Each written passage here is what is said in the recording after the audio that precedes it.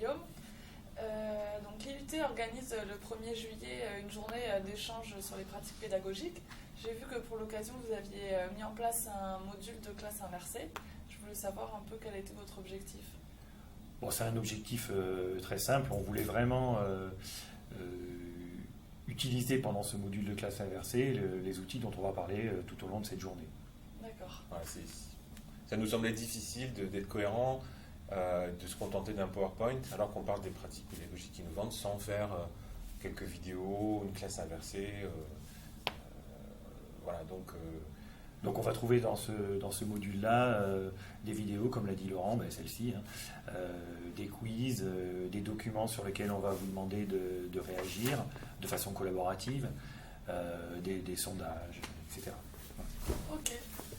Donc selon vous, qu'est-ce qui change avec le numérique ?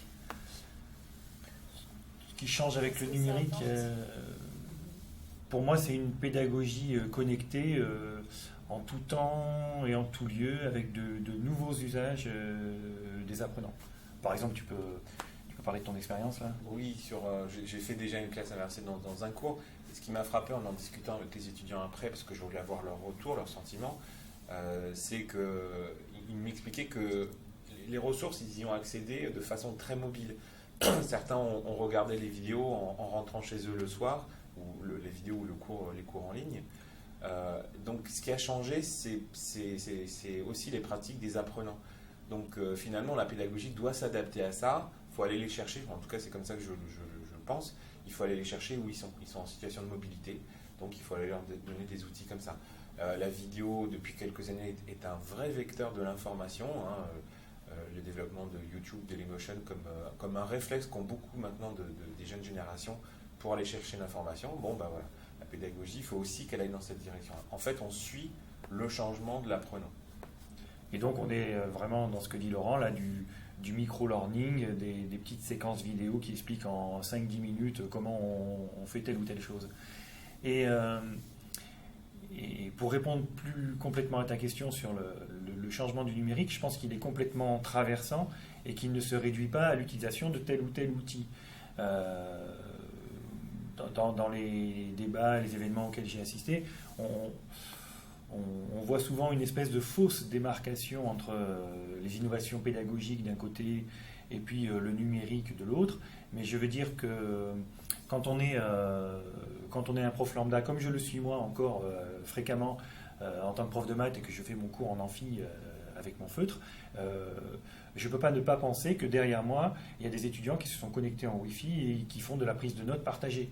Donc, c'est pas parce que moi, je ne suis pas numérique à ce moment-là que mes apprenants ne le sont pas. Je sais pas comment... Moi, j'utilisais ça en master avec Google Drive. Il y a la possibilité d'être connecté sur un même document et d'être plusieurs à prendre des notes. Nous, ce qu'on faisait, c'est qu'il y avait, par exemple, 3-4 étudiants qui étaient connectés sur Google Drive, qui prenaient les notes. C'était pas toujours les mêmes étudiants et ensuite, on se les échangeait entre nous. D'accord. Et pour compléter ça, on parlera beaucoup dans cet atelier du nouveau rôle de l'enseignant et de l'enseignant-chercheur. Là, au moment où moi je ne suis pas numérique et que j'écris avec mon feutre, je dois quand même à la sortie de l'amphi me dire bon, mes étudiants ils ont pris des notes, est-ce que je me suis bien fait comprendre, est-ce que j'ai bien distingué l'essentiel de l'accessoire, donc je me verrais bien récupérer ces notes partagées, les commenter moi-même en disant oui là c'est bien long, là je ne me suis pas fait comprendre, c'est pas ça que je voulais dire, ou là j'ai trop insisté là-dessus, mais c'est du point de détail et c'est pas l'essentiel pour moi. Voilà. Et du coup, finalement, est-ce que l'enseignant il n'est pas un peu dépossédé de son rôle dans le sens où les étudiants ont la possibilité de récupérer des informations partout sur Internet et puis aussi, donc si les contenus sont mis en ligne avant, de les consulter hors des cours finalement. Alors on le sait que on va dire toute l'information est sur Internet, la bonne comme la mauvaise, et donc pour le coup le rôle de l'enseignant c'est ça, c'est d'accompagner, de faire en sorte que l'étudiant n'est pas dans la mauvaise direction, aller chercher et tenir pour vérité des sites qui contiennent des informations incorrectes. Donc il reprend peut-être au contraire son rôle en s'assurant que voilà, l'information c'est la bonne que l'étudiant a été pioché. Donc il faut l'accompagner dedans et accéder aux prises de notes que les étudiants ont pu faire de façon collaborative, c'est aussi, à mon avis, reprendre son rôle d'enseignant. D'accord. Complètement. Moi, je pense que le numérique est une chance et qu'il nous recentre sur notre rôle, le rôle de pédagogue, d'accompagnateur. J'ai pas de plus-value à exposer une ressource qui est déjà sur le web. Autant leur dire d'aller la voir. Moi, en ayant déjà fait le tri, et puis après, créer dans ces moments de regroupement des situations pédagogiques problèmes dans lesquelles les connaissances vont devenir des compétences avec de la pédagogie de projet, du coworking, de l'entrepreneuriat, tout ça. D'accord, mais du coup, avec ce module de classe inversée, finalement, le professeur il est à la fois producteur de contenu qui lui servent à alimenter la plateforme et aussi donc accompagnateur de l'étudiant. Ça fait pas une un peu lourde tâche pour un seul prof?